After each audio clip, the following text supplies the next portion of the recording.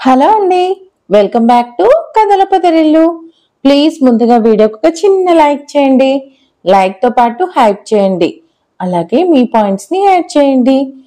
ఈరోజు కథ my dear Satyabhama, episode number 29. కథను రచించిన వారు తన్వి గారు, వాయిస్ ఓవర్ శ్వేత. ఈ సిరీస్ 2 ఎపిసోడ్స్ పెట్టమంటున్నారు. అలాగే యారగెంట్ హస్బెండ్ పెడుతుంటే ఆ సిరీస్ని కూడా 2 ఎపిసోడ్స్ పెట్టండి అంటున్నారు. డైలీ 4 అప్డేట్స్ ఎలా పెడతాను చెప్పండి. అర్థం చేసుకోండి కొంచెం.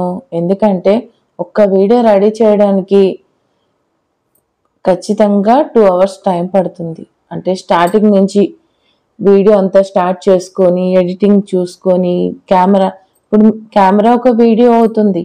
మీకు పక్కన ఒక టెస్ట్ పెడుతున్నాను కదా, అదొక సపరేట్ వీడియో అవుతుంది. 2 సపరేట్గా వీడియో రికార్డ్ చేసుకోవాల్సి వస్తుంది. దాన్ని మళ్ళీ ఒక ఎడిటింగ్ యాప్లో పెట్టేసుకొని ఒక మొత్తం ఎడిటింగ్ అవి యూట్యూబ్లో పెట్టి థంబ్నెయిల్ చేసి మొత్తం చేసేసరికి 2 hours టైం పడుతుంది. అంటే మీకు ఏదో ఇలా అవుతుందని నేను చెప్పడం లేదు. డైలీ ఇప్పుడు దానికి 2 అప్డేట్స్, దీనికి 2 అంటున్నారు, కానీ దానికి చెప్తున్నాను ఇంత టైం పడుతుంది. మళ్ళీ వేరే ఛానల్లో కూడా పెడుతున్నాను కదా, అందుకని ఆల్రెడీ ఈ స్టోరీ 2 అప్డేట్స్ ఇస్తానని పెట్టాను. కానీ బట్ ఏంటంటే మధ్యలో చిన్ను గారు పెట్టమన్నారు. అంటే మళ్ళీ రీఅప్లోడ్ చేసుకోండి అక్క అంది. అందుకని ఇంక తప్పక నేను ఇంకా చిన్నుది కూడా పెడుతున్నాను. ప్లీజ్ కొంచెం అర్థం చేసుకోండి. ఎప్పుడైనా పెట్టాను ఇలా, మార్నింగ్ ఒక స్టోరీ, ఈవినింగ్ ఒక స్టోరీ పెట్టలేదు కదా, అందుకనే చెప్తున్నాను. ప్లీజ్ అర్థం చేసుకోండి. మార్నింగ్ టైంలో ఇది వస్తుంది, ఈవినింగ్ టైంలో అది వస్తుంది. బట్ నా హెల్త్ సరిగా బాగోక ఈ మధ్య సరిగా అప్డేట్స్ ఇవ్వలేకపోతున్నాను, అంతే. ప్లీజ్ అర్థం చేసుకోండి. ఇక కథలోకి వెళ్ళిపోదాం.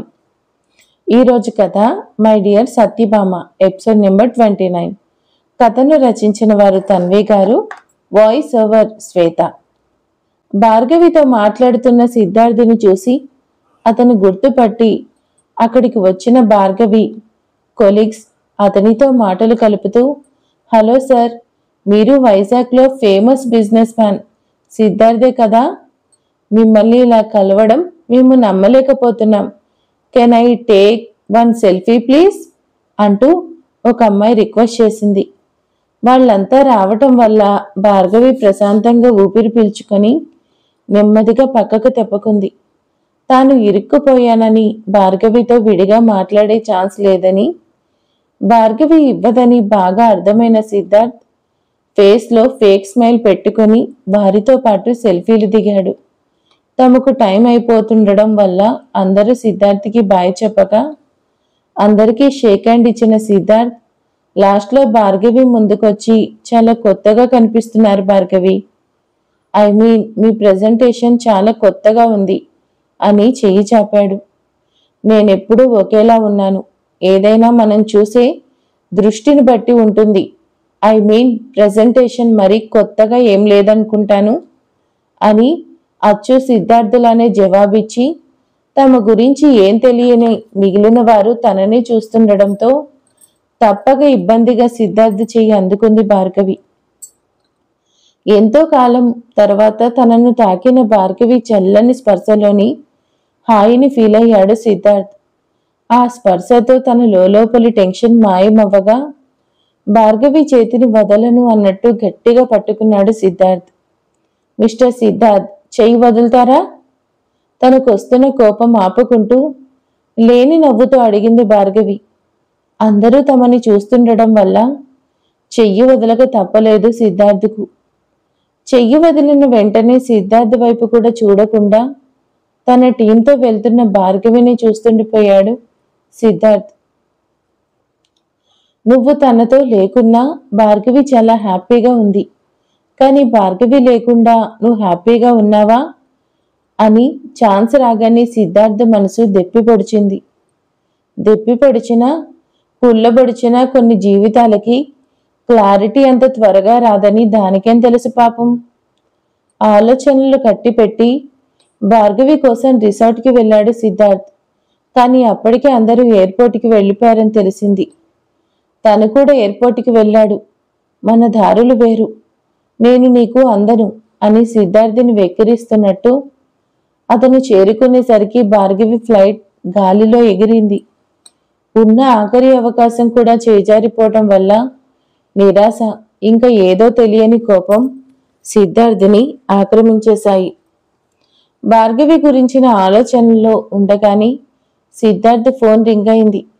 నిషా కాల్ చేస్తుంటే అయిష్టంగానే కాల్ లిఫ్ట్ చేశాడు. అతను హలో చెప్పకముందే అటువైపు నుండి, బేబీ నీ మీటింగ్స్ ఫినిష్ అయ్యాయా? స్టార్ట్ అవుతున్నావా? నీకోసం మేమంతా వెయిట్ చేస్తున్నాం. ఈ 31st మన లైఫ్లో ద బెస్ట్గా మిగిలిపోవాలని ఒక ఫ్లోలో చెప్పుకుపోతుంది నిషా. మనసులోని మెదడులోని భార్గవి ఆలోచనలు నిండిపోయి ఉండగా నిషాతో మాట్లాడాలి అనిపించట్లేదు సిద్ధార్థ్కి. అయినా 31st సెలబ్రేషన్స్ తనే ప్లాన్ చేశాడు కాబట్టి ఇక తప్పదు అన్నట్టు వస్తున్నాను నిషా, ఫ్లైట్ కోసం వెయిటింగ్ అని సింపుల్గా చెప్పేసి కాల్ కట్ చేశాడు సిద్ధార్థ్. భార్గవి ఇప్పటికీ తనని ప్రేమిస్తుందని, తన కోసం ఎదురు చూస్తుందనే ఆలోచన సిద్ధార్థికి చాలా హాయిని ఇచ్చేది. నిజానికి భార్గవి తన కోసం ఎదురు చూడాలనే స్వార్థం అతని మనసులో నిండిపోయింది. తన కళ్లకు మనసుకి కమ్మిన మబ్బు పొరలు వీడిపోతూ చాలా ఈజీగా భార్గవి తనను రిజెక్ట్ చేసింది. నిజం వెలుగులోకి రాగా ఆ నిజాన్ని భరించలేకపోతున్నాడు సిద్ధార్థ్. భార్గవి కనిపించక ముందు వరకు ఒక బాధ, తీరా కనిపించి మాట్లాడాక ఇంకో బాధ సిద్ధార్థ్కు. నిషా కావాలో భార్గవి కావాలో తేల్చుకోలేక అడకత్తెరలో పోక చెక్కల ఆలోచనల మధ్యలో నలిగిపోతూనే వైజాగ్ చేరుకున్నాడు సిద్ధార్థ్. భార్గవి బెంగళూరు రీచ్ అయ్యేసరికి లేట్ నైట్ అయ్యింది. క్యాబ్ బుక్ చేసుకుని ఫ్లాట్కి చేరుకొని భార్గవి బాగా అలసిపోవటం వల్ల బెడ్ మీదకు నీరసంగా వాలిపోయింది. పక్కనే ఉన్న హ్యాండ్ బ్యాగ్లోంచి బయటికి వచ్చిన ఫోన్ని చూడగానే భార్గవికి కౌసల్య గుర్తుకు వచ్చింది. అరే, ఈ ప్రాజెక్ట్ ప్రెజెంటేషన్ గొడవలో పడి అసలు ఆంటీతో మాట్లాడడమే కుదరలేదు. ఎలా ఉన్నారో ఆంటీ అనుకుంటూ ఫోన్ ఓపెన్ చేసి చూసింది. కౌసల్య మిస్డ్ కాల్స్, మెసేజెస్ చాలానే ఉండడం చూసి చిన్నగా తల కొట్టుకొని, సారీ ఆంటీ, మీకు చెప్పకుండానే ముంబై వెళ్ళాను. నా గురించి బాగా కంగారు పడుంటారు ఇప్పుడు, కానీ కాల్ చేశాను. ముంబై ట్రిప్ ఎలా జరిగిందో చెప్పేదాకా రాత్రంతా మేల్కొని ఉంటారు. ఇంత రాత్రి వేళ డిస్టర్బ్ చేయడం ఎందుకులే, రేపు డైరెక్ట్గా కలిసి సర్ప్రైజ్ ఇద్దాం అనుకుని ఫోన్ పక్కన పెట్టేసి అలసిన కనులకు ఆలోచనలో విసిరిన మనసుకి విశ్రాంతినిస్తూ నెమ్మదిగా నిద్రలోకి జారుకుంది. కౌసల్య అని ఎవరో అనుకోకండి, వైష్ణవి. గాఢ నిద్రలో ఉన్న భార్గవిని కర్ణ కఠోరమైన గొంతుతో అలారం ఉదయాన్నే డిస్టర్బ్ చేసేసింది. బద్ధకంగా కదిలిన భార్గవి అలారం పీక నొక్కేసి నిద్రమత్తు వదలకపోవడం వల్ల మళ్ళీ దుప్పటి ముసుగు వేసుకుంది. నిద్రలోకి జారుకుంటున్న భార్గవికి ఈరోజు ఆఫీస్లో ఇంపార్టెంట్ డే అని, అందరూ ఖచ్చితంగా రావాలని ముందు రోజు ఎండి చెప్పడం లీలగా గుర్తుకు రాగానే చటుక్కున లేచి కూర్చుంది. ఆఫీస్కి వెళ్ళక తప్పదని అర్థమై బలవంతంగా బద్ధకాన్ని వదిలించుకొని చకచకా తయారయ్యి ఆఫీస్కి చేరుకుంది. భార్గవి వెళ్లేసరికి ఆఫీస్లో వాతావరణం కోలాహలంగా ఉంది. ప్రాజెక్ట్ సక్సెస్ కావడం, దానికి తోడు 31st కావడం వల్ల ఎంప్లాయీస్ అందరూ పార్టీ మూడ్లో ఫుల్ హుషారుగా ఉన్నారు. భార్గవిని చూస్తూనే టీం మెంబర్స్ అందరూ చుట్టుముట్టేశారు. ముంబైలో విశేషాలు, మీటింగ్లో భార్గవిని చూస్తూ అందరూ అప్రిషియేట్ చేయడం లాంటివన్నీ తోటి కొలీగ్స్ని కథలు కథలుగా చెప్తూ సరదాగా సెలబ్రేట్ చేసుకున్నారు. సాయంత్రం అవుతుండగా భార్గవి అందరికీ బాయ్ చెప్పి ఇంటికి బయలుదేరింది. ఆఫీస్ దాటగానే అప్పటి వరకు సరదాగా ఉన్న భార్గవి ఒక్కసారి నీరసంగా అయిపోయింది. ఈ ప్రాజెక్ట్ పేరు చెప్పి భార్గవి సరైన రెస్ట్ లేకపోవడం, పైగా ప్రెజెంటేషన్ కోసం మెంటల్గా స్ట్రెస్ ఫీల్ అవ్వటం వల్ల ఆ ఎఫెక్ట్ భార్గవి మీద పడింది. అందులోని సెలబ్రేషన్స్ కూడా భార్గవిని ఇబ్బంది పెట్టాయి. ఎందుకంటే కాలేజ్ డేస్లో స్నేహ, భార్గవి మరికొందరు దగ్గర స్నేహితులు కలిసి సరదాగా సెలబ్రేషన్ చేసుకునేవారు. కానీ సిద్ధార్థ్తో పెళ్ళయ్యాక సిద్ధార్థ్ బిజీగా ఉండడంతో సెలబ్రేషన్స్కి దూరంగా ఉండిపోయింది భార్గవి. ఇప్పుడు సిద్ధార్థ నుంచి దూరం అయ్యాక మళ్ళీ ఆమె జీవితంలో సెలబ్రేషన్స్ తిరిగి వచ్చాయి. సిద్ధార్థ్ తన రాంగ్ చాయిస్ అని మెదడు గట్టిగా నొక్కి చెప్తుండగా మనసులో ఏదో దిగాలుగా అనిపిస్తుంటే ఇంటికి వెళ్ళాలి అనిపించక అక్కడకు దగ్గరలో ఉన్న లేక్ దగ్గరికి వెళ్ళింది భార్గవి. అక్కడ బోటింగ్ ఫెసిలిటీతో పాటుగా పిల్లలకు ప్లే గ్రౌండ్ కూడా ఉండడం వల్ల ఎక్కువ భాగం ఫ్యామిలీస్ ఉన్నాయి అక్కడ. చలి ప్రతాపం మరింత పెరగటం వల్ల సాయంత్రానికి చల్లని చల్లగాలి వీస్తూ శరీరాన్ని వణికిస్తుంది. తన బ్యాగ్లో ఎప్పుడూ ఉండే శాలువాని భుజాల చుట్టూ కప్పుకున్న లెగ్ మీద నుంచి వచ్చే చల్లగాలి చేతివేళ్లని మంచు ముద్దల్లా చల్లగా మారుస్తుండగా పక్క ఉన్న కాఫీ కప్లోంచి కాఫీ కప్ తీసుకొని దగ్గరలో ఉన్న బెంచ్ మీద కూర్చుంది భార్గవి. కప్లోని వేడి పొగ ముఖానికి తాకుతూ చేతులకు వెచ్చదనాన్ని ఇస్తున్నా దాన్ని పట్టించుకోకుండా లెక్లో బోటింగ్ చేస్తున్న కపుల్స్ని, ఫ్యామిలీతో సరదాగా టైం స్పెండ్ చేస్తున్న వారిని చూస్తుండిపోయింది. అందరూ తమ వాళ్లతో హ్యాపీగా ఉన్నారు. ఈ ప్రపంచంలో ఒంటరిగా ఉంది కేవలం నేనొక్కదాన్ని మాత్రమేనేమో అని మనసులో అనిపించగానే అప్రయత్నంగా భార్గవి కళ్ళల్లో నీటి చెమ్మ మెరిసింది. భార్గవి ఆ ఆలోచనలో మునిగిపోతుండగా ముద్దుగా ఉన్న ఒక బాబు వచ్చి ఆంటీ అని మరింత ముద్దుగా పిలిచాడు. ఏంటన్నట్టు బాబు వైపు చూసింది Bhargavi. Aunty, 1 small favour please అని ముద్దుగా రిక్వెస్ట్ చేశాడు ఆ బాబు. ఏం ఫేవర్ కావాలి లిటిల్ హీరో? మూడ్ మార్చుకుంటూ నవ్వుతూ అడిగింది భార్గవి. పక్క బెంచ్లో ఉన్న తన ఫ్యామిలీని చూపిస్తూ, మా ఫ్యామిలీతో కలిసి ఓ ఫోటో తీయరా ప్లీజ్ అని అడిగాడు. ఆ బాబు అడిగిన విధానం మరింత క్యూట్గా అనిపించిన భార్గవి షూర్ అంది చిన్నగా నవ్వుతూ. భార్గవి ఓకే చెప్పగానే తన వాళ్ల దగ్గరికి పరిగెత్తుకుంటూ వెళ్ళి తన ఫాదర్ చేతిలో ఉన్న కెమెరా తీసుకొని వచ్చి తీర్చాడు.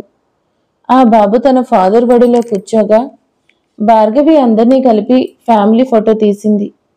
బాబు మెరిసే కళ్ళతో థ్యాంక్ యూ చెప్పి మిగిలిన ఫ్యామిలీ నవ్వుతూ థ్యాంక్స్ చెప్పి పక్కకు వెళ్ళిపోయారు.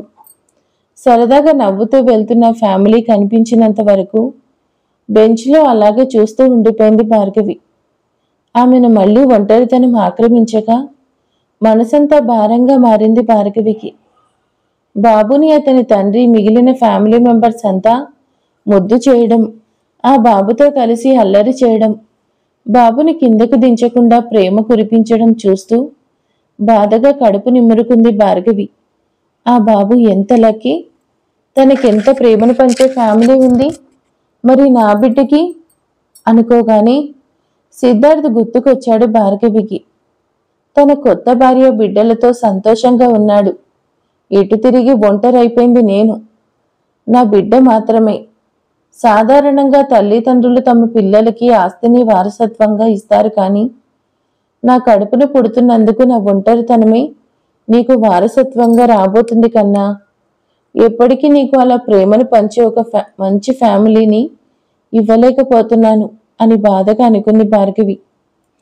సిద్ధార్థ తన రాంగ్ చాయిస్ అని ఆలోచించుకుంటూ కూర్చున్న భార్గవి హ్యాండ్ బ్యాగ్లో నుంచి తన డైరీని తీసి ఓపెన్ చేసింది. డైరీ లాస్ట్ పేజీ మాత్రమే ఖాళీగా ఉండడం చూసి నిర్లిప్తంగా చిన్న నవ్వు నవ్వుకున్న భార్గవి, పాత సంవత్సరపు చివరి రోజు ఇది. నా జీవితాన్ని అనుకొని మలుపులు తిప్పుతూ కొన్ని బంధాలను శాశ్వతంగా దూరం చేసి ఊహించని బంధాలను కట్టిపడేసి తన పని అయిపోతుందని తన బాధ్యతలను కొత్త సంవత్సరానికి అందించి హాయిగా చేతులు దులుపుకుంటూ వెళ్ళిపోతుంది చిత్రమైన సంవత్సరం.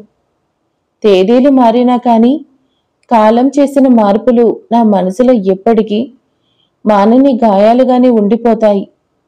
నాకున్న ఏకైక బంధనం నా జీవితానికి ఆశాకిరణం నా బిడ్డ మాత్రమే.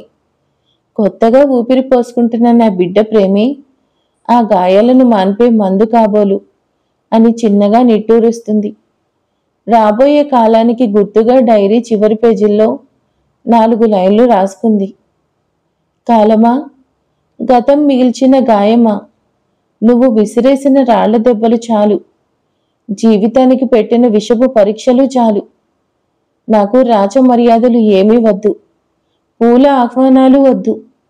ఇప్పటికైనా నన్ను కన్నీళ్లు రాలని, కటిక రాళ్లు తగలని దారికి మళ్లించు.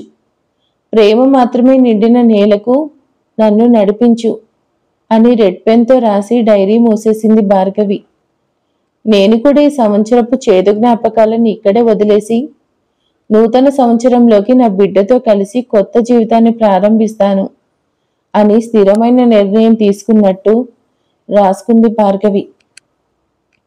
ఆఫీస్లో ప్రాజెక్ట్ డిజైన్ డ్రా చేస్తున్నాడు అభినవ్. డ్రాయింగ్ వేస్తున్నాడన్న మాటే కానీ అతడు మనసులోని ఆలోచనలను భార్గవి నిండిపోయి ఉండడం వల్ల ధ్యాసంతా భార్గవి మీదకి వెళ్ళిపోతుండగా అసలు కాన్సన్ట్రేషన్ కుదరట్లేదు అతనికి. బలవంతంగా డ్రాయింగ్ వేయాలనుకున్నా కానీ పార్కులో భార్గవి డ్రాయింగ్ వేయడం గుర్తుకొచ్చి మరింత డిస్టర్బ్ అయిపోతున్నాడు.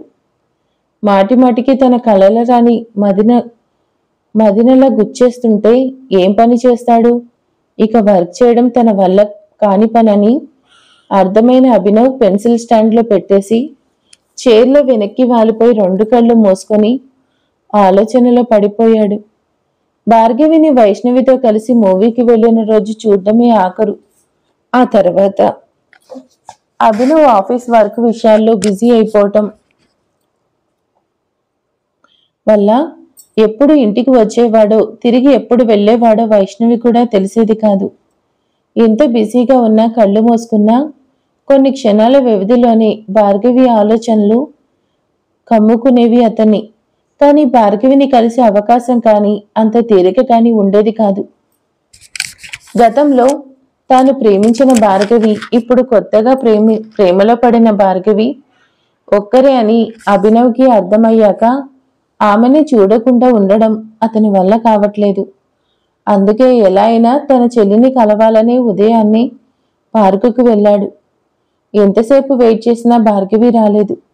మర్నాడు కూడా భార్గవి పార్కుకు రాకపోవడంతో హెల్త్ ఏమైనా అప్సెట్ అయిందేమో అభినవ్కి కంగారు పెరిగిపోయింది. వెంటనే అక్కడి నుంచి భార్గవి ఫ్లాట్కి వెళ్ళాడు. ఎంతో ఆశగా వెళ్లిన అభినవ్కి అక్కడ కూడా నిరాశ మిగిలింది. భార్గవి ఫ్లాట్ లాక్ చేసి కనిపించేసరికి ఒక్కసారిగా నిట్టూర్చాడు అభినవ్. భార్గవి ఎక్కడికి వెళ్ళిందో అర్థం కాలేదు అతనికి. పక్క ఫ్లాట్లో వాళ్ళని అడిగాడు. కానీ వాళ్ళు కూడా ఏమీ తెలీదని చెప్పారు. తల్లికి ఏమైనా తెలిసే ఉంటుందని అనిపించింది అభినవ్కు. తల్లిని డైరెక్ట్గా భార్గవి గురించి ఎలా అడగాలో, అసలు విషయం తెలుసుకోవాలో తెలియక చాలాసేపు మదన పడ్డాడు అభినవ్. అతని మనసులోని ఆరాటం ముఖంలో కనిపించిందేమో వైష్ణవికి. విషయం ఇట్టే అర్థమైపోయింది. అభినవ్ ఏమీ అడగకుండానే భార్గవి నా కాల్స్ లిఫ్ట్ చేయట్లేదు కన్నా, ఎక్కడికి వెళ్ళిందో కూడా చెప్పనే లేదు, నీకేమన్నా చెప్పిందా అని భార్గవి ఎక్కడికి వెళ్ళిందో తనకు తెలీదని మాటల్లో చెప్పేసింది వైష్ణవి. ఉన్న ఒక్కదారి మోసుకుపోయినట్టు అయింది అభినవ్కు. భార్గవి గురించిన వివరాలు తనకేమీ తెలీదు. కేవలం ఇప్పుడు వైజాగ్ నుంచి వచ్చిందని తప్ప గత 8 సంవత్సరాలలో ఆమె ఎక్కడుంది, ఏం చేసింది అని కూడా తెలియకపోవడంతో ఆమె గురించిన ఏ ఇన్ఫర్మేషన్ తెలియక వర్క్ మీద కాన్సన్ట్రేషన్ పెట్టలేక నలిగిపోతున్నాడు అభినవ్. భార్గవి ఏదైనా ప్రాబ్లంలో ఉందా, లేక తిరిగి వైజాగ్ వెళ్ళిపోయిందా అని ఆలోచిస్తున్న అభినవ్కు భార్గవి తనకు కనిపించిన సిచ్యువేషన్స్ గుర్తుకొచ్చాయి. భార్గవి డల్నెస్ చూస్తుంటే లవ్ ఫెయిల్యూర్ అనిపిస్తుంది. నా నుండి దూరం అయ్యాక తను మళ్ళీ వేరే వ్యక్తితో రిలేషన్లో ఉందా, కొంపతీసి అతను కానీ తిరిగి వచ్చి సారీ చెప్పగానే భార్గవి క్షమించేసి అతనితో వెళ్ళిపోలేదు కదా అని ఆలోచన బుర్రలో రాగానే ఒక్కసారిగా ఉలిక్కిపడి కళ్ళు తెరిచాడు అభినవ్. భార్గవి తిరిగి వెళ్ళిందనే ఆలోచన అసలు నచ్చలేదు అభినవ్కు. తన ఆలోచనకు తన మీదే కోపం రాగా ఊపిరాడనట్టు అవుతుంటే అసహనంగా టైలూస్ చేసుకున్నాడు. ఆ రూమ్లో ఫుల్ ఏసీ ఉన్నా అభినవ్ లోపలి ఆరాటం చెమటలు కక్కిస్తుంటే టేబుల్ మీదున్న గ్లాసులో వాటర్ తాగి కాస్త చల్లబడ్డాడు. నిజంగా భార్గవి వెళ్ళిపోయి ఉంటుందా? ఒకవేళ వెళ్తే కనీసం మామ్కి చెప్పేది కదా, పోనీ చెప్పే టైం కూడా లేదా? లేక చెప్తే మేము బాధపడతామని చెప్పకుండా వెళ్ళిపోయి ఉంటుందా? ఇంత టెన్షన్ పెడుతున్నావు భార్గవి. ఒక్క మెసేజ్, ఒక్క కాల్ చేసే టైం లేదా? జస్ట్ చిన్న మాట చెప్తే నాకు ఇంత టెన్షన్ ఉండేది కాదు కదా అని అసహనం, బాధ కలగలిపిపోగా కణతలు నొక్కుకున్నాడు అభినవ్. భార్గవి ఆఫీస్లో కనుక్కుంటే కారణం తెలియచ్చనే ఆలోచన మెరుపులా బుర్రలా మెరిసింది అభినవ్కు. అసలు ఇంతవరకు ఆలోచన రానందుకు తనని తాను తిట్టుకుంటూ నెంబర్ చెక్ చేసి భార్గవి ఆఫీస్కి కాల్ చేసి అడిగాడు అభినవ్. భార్గవి అండ్ టీం ముంబై వెళ్ళి నిన్ననే వచ్చారని, ఈరోజు సెలబ్రేషన్స్ జరుగుతున్నాయని, భార్గవి త్వరగానే ఇంటికి వెళ్ళిపోయిందని అక్కడున్న రిసెప్షనిస్ట్ ఇన్ఫర్మేషన్ చెప్పింది. భార్గవి ఎవరి కోసమో వెళ్ళిపోలేదు. ప్రాజెక్టు వర్క్ మీద ముంబై వెళ్ళింది అండ్ ఇప్పుడు సిటీలోనే ఉందని తెలియగానే అభినవ్ మనసు శాంతిచ్చింది. హాయిగా ఊపిరి పీల్చుకొని రిలాక్స్గా చైర్లో వాలాడు. గుండె సంతోషంతో పరవళ్లు తొక్కింది. అప్పటి వరకు తోటకూర కాడల నీరసంగా వాడిపోయిన అభినవ్ ముఖంలో కాంతి వింతగా మెరవగా ఫుల్ ఎనర్జీ వచ్చేసింది. భార్గవిని అర్జెంటుగా చూడాలని మనసు కోరుతుండగా దాని విన్నపం మన్నించిన అభినవ్ వర్క్ని పక్కకు పెట్టేసి అదే హుషారు కంటిన్యూ చేస్తూ కార్ కేస్ అందుకొని పార్కింగ్ ఏరియాకి వెళ్ళాడు. కారు వేగంగా రోడ్డు మీద దూసుకుపోతుంటే అభినవ్ ఆలోచనలు అంతకన్నా వేగంగా సాగిపోతున్నాయి. భార్గవి తనని చూడగానే తెల్లబోతుందేమో, తనని తికమక పెట్టే ప్రశ్నలు కూడా అడగచ్చు. ఏది ఏమైనా సరే ముందు భార్గవిని చూసే తీరాలి. రీజన్స్ అయితే నెమ్మదిగా చెప్పుకోవచ్చు అని ఊహల్లో తేలిపోతూ డ్రైవ్ చేస్తున్న అభినవ్ అపార్ట్మెంట్ దగ్గరికి రాగానే రోడ్ ఆపోజిట్ సైడ్లో ఫుట్పాత్ మీద నెమ్మదిగా నడిచి వెళ్తున్న భార్గవి కనిపించింది. ఊహల్లోని ప్రేమ కళ్ల ముందు కనిపించగానే కార్ సడన్ బ్రేక్ వేశాడు అభినవ్. చూస్తుంది నిజమో గలో అర్థం కాక అతనికి కార్ దిగిన అభినవ్ క్షణం ఆలస్యం చేయకుండా భార్గవి అని గట్టిగా పిలిచాడు. ఆలోచనలో మునిగిపోయిన భార్గవి అతని పిలుపు వినిపించుకోకుండా ముందుకు వెళ్ళిపోయింది. మళ్ళీ మళ్ళీ పిలిచినా పట్టించుకోకుండా వెళ్ళిపోతున్న భార్గవిని ఆశ్చర్యంగా చూస్తూ కారులోని ఫోన్ అందుకొని భార్గవికి కాల్ చేశాడు. ఫోన్ రింగ్ అవుతున్నవేమీ పట్టనట్టు, అసలు ఈ లోకంలోనే లేనట్టు వెళ్ళిపోతున్న భార్గవిని చూడగానే ఏం జరిగింది, భార్గవి ఎందుకంత డిప్రెషన్లో ఉంది అనుకుంటూ కార్ స్టార్ట్ చేసి ముందుకు పోనిచ్చాడు అభినవ్. వెనక నుండి అభినవ్ ఎంతగా పిలుస్తున్నా పట్టించుకోకుండా ముందుకు వెళ్తున్న భార్గవిని చూసి ఆశ్చర్యపోతున్నాయి. మళ్ళీ కారులోకి ఎక్కి ఆమె ముందుకు వెళ్ళడానికి స్టార్ట్ చేశాడు. ఆ రోజు కమ్యూనిటీలో December 31 సెలబ్రేషన్ చేస్తుండడం వల్ల అక్కడంతా కోలాహలంగా ఉంది. అభినవ్ కార్ పార్క్ చేసి భార్గవి కోసం వెతికాడు, కానీ ఆ జనాల్లో భార్గవి కనిపించలేదు. అక్కడంతా చూసి భార్గవి ఫ్లాట్కి వెళ్ళుంటుందేమోనని ఫ్లాట్ దగ్గరికి వెళ్ళాడు, కానీ ఫ్లాట్ లాక్ చేసి ఉండడంతో నీరసంగా ఇంటికి వెళ్ళాడు అభినవ్. ఫ్రెష్ అయి మళ్ళీ కిందకొచ్చిన అభినవ్ని చూసిన వైష్ణవి గబగబా దగ్గరికి వచ్చి, కన్నా వచ్చేసావా? నీకు ఇవాళ కూడా లేట్ అవుతుందేమో అనుకున్నాను. పోనీలే, నువ్వు కూడా వచ్చావు. ఈ ఇయర్ సెలబ్రేషన్స్ చాలా బాగా చేస్తున్నారు చూడు. సంతోషంగా చెప్తున్న వైష్ణవి వైపు దిగాలుగా చూశాడు అభినవ్. సెలబ్రేషన్స్ మీద ఏమాత్రం ఆసక్తి లేదు అతనికి. మామ్, భార్గవిని చూస్తుంటే భార్గవిని వదిలేది కాదు. మామ్ సింగిల్గా ఉందంటే భార్గవి ఇక్కడ లేదు, మరి ఎక్కడికి వెళ్ళుంటుంది? అసలు భార్గవిని చూశానా లేక చూశాను అనుకున్నానా? లేదు, ఖచ్చితంగా భార్గవిని చూశాను. తను శాల్వా కప్పుకొని డల్గా లోపలికి రావడం నా భ్రమ కాదు, నిజమే అనుకుంటూ మళ్ళీ గాలించాడు అభినవ్.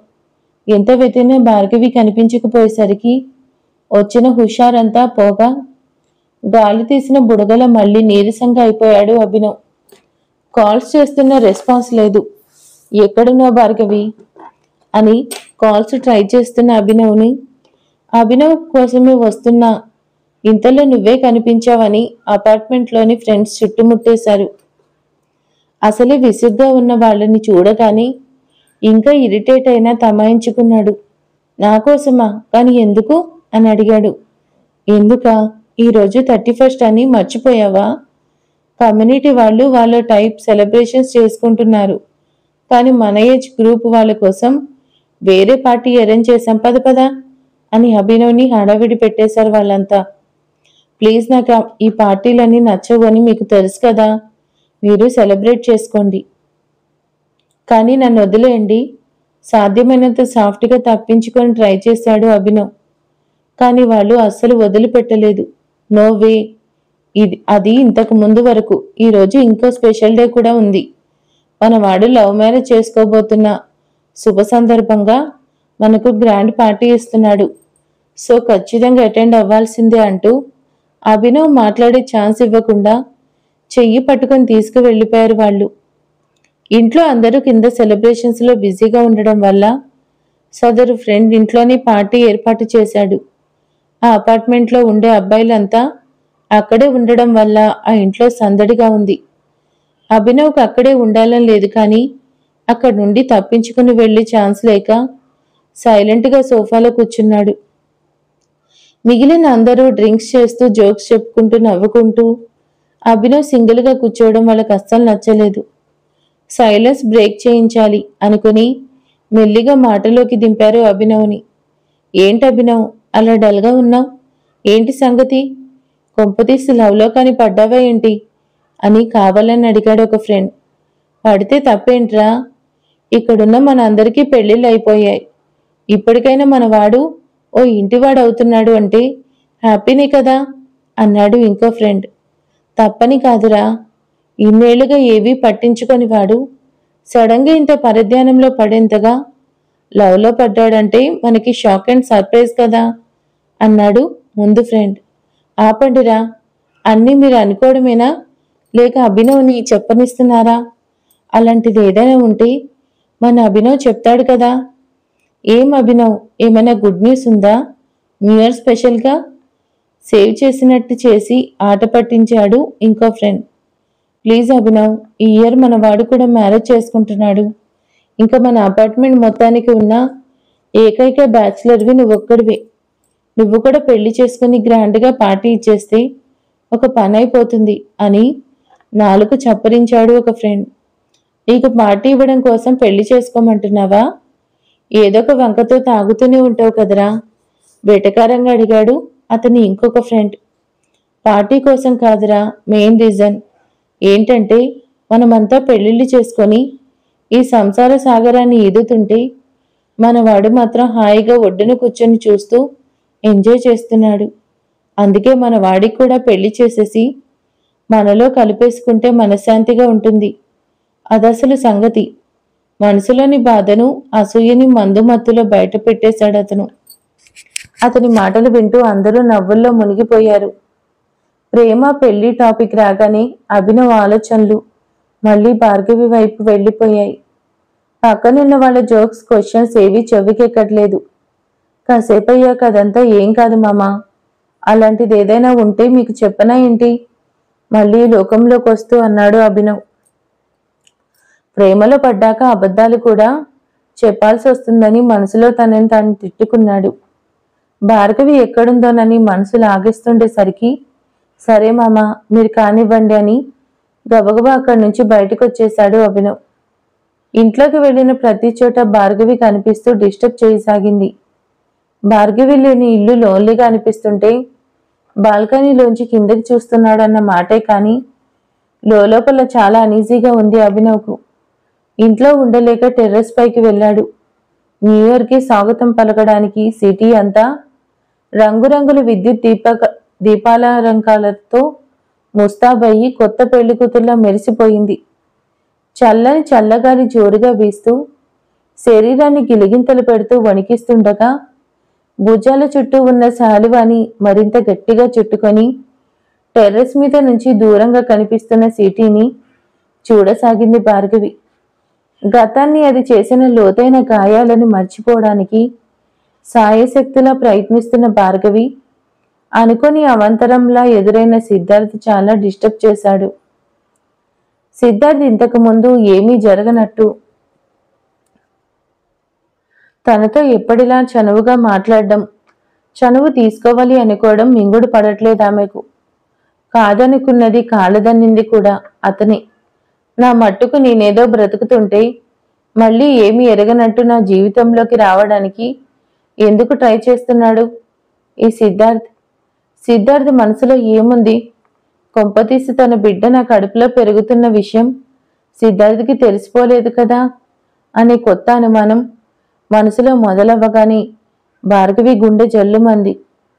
కింద జరుగుతున్న సెలబ్రేషన్స్ మీద చూపు ఉందనే కాని కొత్తగా పుట్టుకొచ్చిన అనుమానం భయంగా మారుతుండగా చివురుటాకులో వణికిపోయింది భార్గవి.